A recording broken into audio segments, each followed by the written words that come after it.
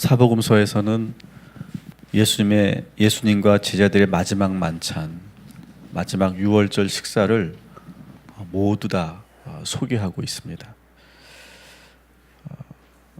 그런데 공간복음 마태, 마가, 누가는 그날의 상황을 중심으로 전하고 있는 반면에 요한복음은 그 마지막 식사 자리에서 예수님께서 하셨던 말씀들을 아주 상세하게 실어 놓았습니다.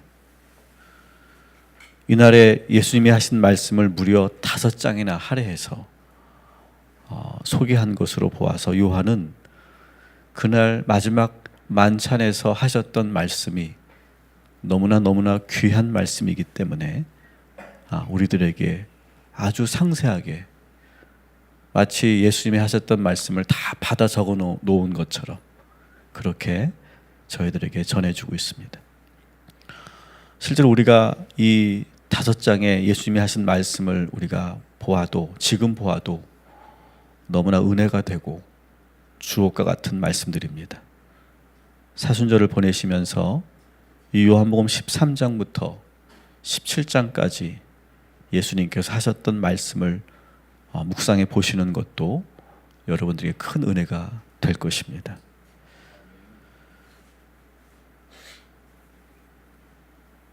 예수님께서 계속 당신이 떠날 것이라는 말씀을 하자 제자들은 몹시 두려워하고 있습니다. 어제 본 것처럼 가룟 유다는 너무 두려워서인지 예수님 말씀에 크게 반발하였고 제사장들에게 넘길 마음까지 품었습니다. 다른 제자들은 그렇게 행동하지는 않았지만 극도로 두려워하고 있었습니다. 그때 예수님께서 두려워하는 제자들에게 하신 말씀입니다. 너희는 마음에 근심하지 말라. 하나님을 믿으니 또 나를 믿으라. 예수님께서 예루살렘에 입성하신 후에 하셨던 이 모든 말씀들이 제자들을 두렵게 만들었습니다. 요한복음 12장 7절에 보면 당신의 장래의 날을 염두에 두시고 말씀을 하시기도 하고 또 12장 27절에 보면 당신의 죽음을 말씀하시면서 마음으로 심히 괴로워하는 모습도 있습니다. 13장 21절을 보면 누가 당신을 배반할 것인가에 대해서 말씀하시면서 괴로워하셨다 이렇게 표현되어 있고 심지어 베드로는 3번이나 나를 부인할 것이다 이런 말씀을 하십니다. 그러니 제자들이 근심하는 것은 당연하게 보입니다. 사랑하는 성도 여러분, 현재 여러분의 마음속에 있는 그 두려움과 근심은 무엇입니까? 예수님께서는 제자들의 근심과 두려움을 다 보시고 또 계시고 알고 계시듯이 우리들의 근심과 염려를 다 알고 계십니다. 두려워하는 저와 여러분들에게 오늘 이 아침에 주님께서 다시 말씀하십니다. 너희는 마음에 근심하지 말라. 두려워하지 말라. 하나님을 믿어라. 그리고 나를 믿어라. 예수님은 우리의 두려움과 근심을 이길 수 있는 방법을 지금 막 말씀하셨습니다. 여러분, 하나님을 믿으십시오. 그리고 주님을 믿으십시오. 제자들은 무엇을 두려워했을까요? 그들은 아마도 2가지를 두려워했을 것입니다. 첫 번째는 예수님과 헤어지는 것을 두려워했습니다. 예수님이 자기들과 함께하지 않는 상황을 한 번도 상상하지 못했을 것입니다. 그들은 아직 스스로 설 수 없다고 생각합니다.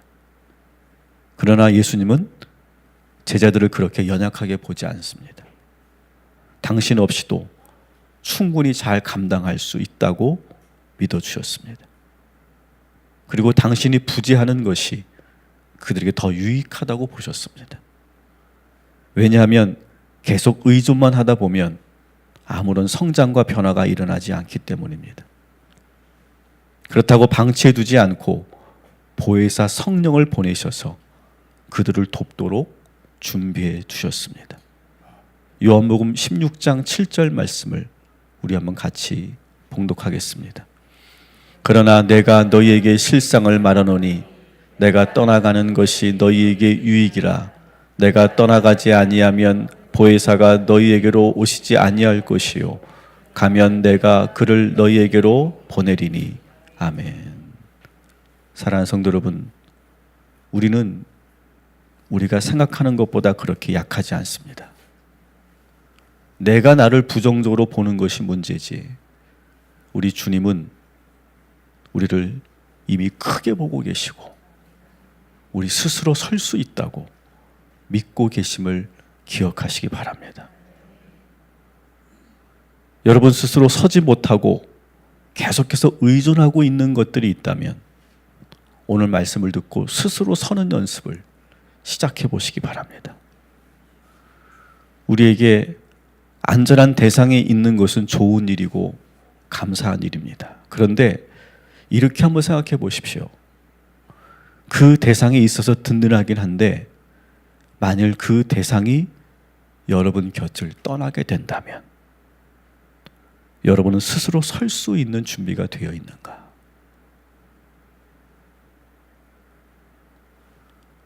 예수님을 믿는 우리는 오직 주님만 의지해야 됩니다. 지금 우리를 붙잡아주는 대상은 언젠가 우리는 스스로 놓아야 하고 언젠가는 떠나야 하는 대상입니다. 그리고 우리는 스스로 독립적으로 설 수 있어야 됩니다. 예수님은 지금 제자들이 스스로 설 수 있도록 그들 곁을 떠날 준비를 하고 계십니다. 그러나 아무것도 두려워하지 마시기 바랍니다. 내가 의지하던 그 대상이 떠나면 그때부터 성령님이 함께 하십니다. 보혜사, 곧 우리를 도우시는 성령님께서 저와 여러분에게 함께 하실 것입니다. 그래서 비록 제자들과 3년이라는 짧은 시간밖에 계시지 않았지만 미련 없이 과감하게 그들 곁을 떠날 수 있으셨던 것입니다. 사랑하는 성도 여러분, 지금 의지하고 있는 것이 무엇이든 좋습니다. 그것을 평생 의지하지 않고 언젠가 스스로 설 수 있도록 지금부터 연습하시기를 주님의 이름으로 축원합니다. 자전거를 탈 때 처음에는 뒤에서 붙잡아 줍니다. 그러다가 어느 순간 살짝 놓아줍니다. 그러면 한동안 우리는 수없이 또 넘어지기 시작합니다. 그러다가 어느 순간부터 우리는 스스로 자전거를 탈 수 있게 됩니다. 사랑하는 성도 여러분, 넘어지는 것을 두려워하지 마시고 스스로 건강하게 설 수 있을 때까지 잘 넘어지는 연습을 하시기 바랍니다. 그 의존하는 대상은 사라지겠지만 우리를 도우시는 성령님께서 여러분에게 담대함을 주시고 믿음을 주시고 열정도 주시고 지혜도 주셔서 의존할 때보다 더 크게 성장하는 그런 변화를 맛보게 될 줄 믿습니다. 그들이 두 번째로 두려워하는 것은 죽음입니다. 그들은 예수님께서 죽으실 것이라는 말씀에 두려워하고 있습니다. 죽음 그 자체를 두려워하는 것입니다. 우리 모두도 죽음을 두려워합니다. 어릴 적에 저는 죽음을 두려워하며 상상했던 적이 있습니다. 아마 어릴 적에는 그런 경험을 누구나 다 해보지 않았을까 생각합니다. 아주 좁디 좁은 관에 내가 들어가고 관 뚜껑이 닫히고 그리고 그 관 뚜껑에 못이 박히는 것을 상상하면 숨이 막혀 견딜 수가 없었습니다. 더구나 아주 깊은 굴 속으로 들어가 흙이 덮이는 소리가 나고 절대 나오지 못할 만큼 단단하게 매장된 모습을 상상하면 숨을 가쁘게 쉬며 공포에 휩싸였던 적이 있었습니다. 우리는 죽은 후에도 지금 우리가 느끼는 감각과 의식이 그대로 살아있을 거라고 생각합니다. 그래서 답답하고 숨 막힐 것 같고 뜨겁고 축축할 것 같은 생각이 드는 것입니다. 또한 사랑하는 사람과 영원히 이별한다고 생각하면, 다시 만날 수 없다라고 생각하면 하염없이 눈물이 납니다. 그래서 어느 순간부터 우리는 아예 죽음을 떠올리지 않고 살게 됩니다. 상상조차 하지 않습니다.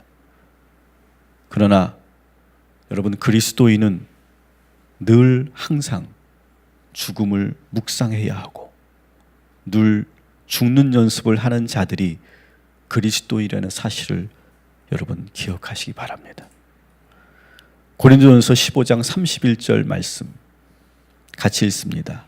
형제들아, 내가 그리스도 예수 우리 주 안에서 가진 바 너희에 대한 나의 자랑을 두고 단언하노니 나는 날마다 죽노라. 나는 날마다 죽노라. 실제로 죽음을 체험하는 프로그램이 있는 거 여러분 아실 겁니다. 그 프로그램에서는 죽음에 관련 다양한 체험들을 합니다. 먼저 유서를 직접 작성해 보고, 또 나의 영정사진 앞에서 내 자신과 대화를 하고, 그리고 관에 직접 들어가 관 뚜껑이 닫히고, 그리고 못이 박히는 소리가 들리는, 그리고 한참 동안을 그 관 속에서 머무는 연습을 합니다. 이렇게 죽음을 체험하고 나면 정말 많은 것들을 체험하게 됩니다. 내가 놓치고 있던 것들이 떠오르기 시작합니다. 내 주변에 사랑하는 사람들이 얼마나 소중한지도 깨닫게 되고, 나에게 주어진 이 생명의 시간이 얼마나 값진 것인지도 알게 됩니다. 그리고 더 놀라운 것은 관 속에 막연하게 느꼈던 그 공포감은 사라지고 진정한 평화를 체험하게 되기도 합니다. 이렇게 죽음을 한번 체험하고 나면 우리의 삶의 태도가 달라집니다. 그래서 죽음은 회피할 것이 아니라 직면해야 하고 늘 묵상해야 하는 주제이며, 매일매일 십자가에 우리 자신을 죽여야 하는 것입니다. 고린도전서 2장 20절 말씀을 우리 한번 같이 읽겠습니다. 내가 그리스도와 함께 십자가에 못 박혔나니 그런즉 이제는 내가 사는 것이 아니요 오직 내 안에 그리스도께서 사시는 것이라. 이제 내가 육체 가운데 사는 것은 나를 사랑하사 나를 위하여 자기 자신을 버리신 하나님의 아들을 믿는 믿음 안에서 사는 것이라. 아멘. 사랑하는 성도 여러분, 죽음 앞에서 겁을 내지 말고 멋있게 죽음을 맞이할 수 있는 우리 그리스도인들 되시기를 주님의 이름으로 축원합니다. 우리가 죽음을 두려워하지 않아도 되는 이유를 오늘 본문에서 예수님은 말씀하십니다. 2절부터 4절까지의 말씀을 우리 한번 같이 봉독해 보겠습니다.